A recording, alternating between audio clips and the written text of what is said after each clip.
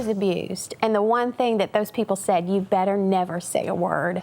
So it started there, to keep quiet, shove it under the rug, shove it back Started somewhere. when you were how old? I was 5, and it went on till I was about 9. And it went with several different people. With several different people. And so I carried this shame that I couldn't talk about, I couldn't tell anyone about. Tried to keep it together at a very young age on the outside, when on the inside I was dying. And so I never thought that I would have a happy home, never thought that I would deserve the kind of love that my heart desired. You know, we always think once upon a time in the happily ever after. I never dreamed that that would be mine. And so when I met Aaron, I told him enough about my story for me to somewhat sleep at night, but he knew very little about where I had been and what had happened to me, and how the shame that I carried. I was damaged goods, and therefore my life didn't matter. And so after about 2 years of marriage, of just pure torment from the enemy, taunting me, look at you traveling around in this world-renowned ministry, and your husband doesn't even know who you are.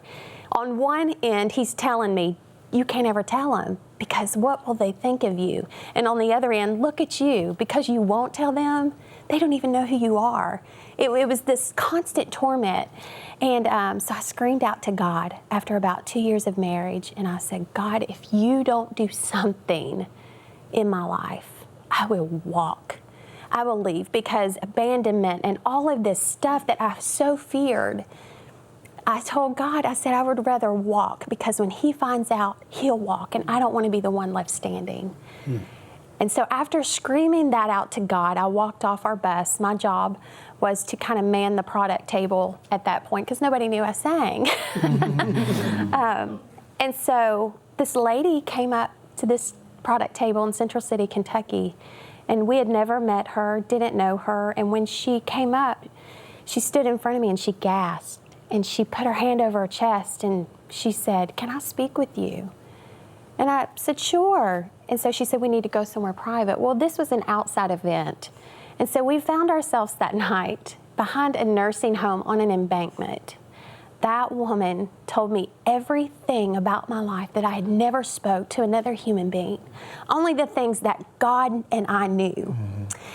And when she did that, I laid in that woman's lap as she just stroked my hair for 2 hours. And I cried like I don't think I will ever cry again in my life.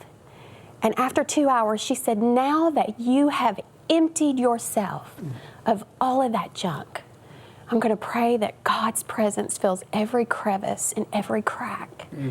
And that day, God supernaturally changed my life forever. That night, God saved my marriage.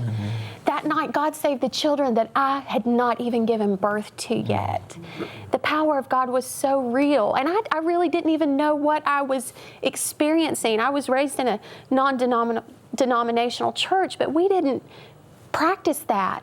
But it was so real and so tangible that when Aaron, they were looking for me. Probably a bunch of people got free product that night in Kentucky. I'm not sure who was handling that. But they were looking for me, and when I came around that corner, this is where he can tell you that I was he knew I was different. There was a total, her countenance had changed. She knew God, but I could tell God had visited her in a different way. And I mean, all she wanted to do was pray with people. I mean, she came up and just wanted to pray with everybody she could.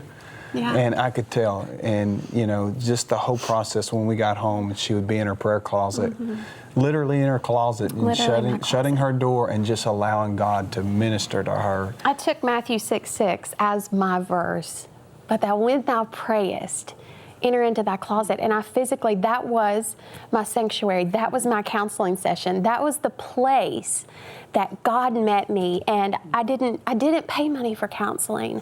I didn't sit and tell another human being. He was the teacher of all teachers, and he taught me that he loved me and that I was worthy of love. And it was about 6 months before I fully shared the story with my husband, because I wanted God to just completely help me how to do this.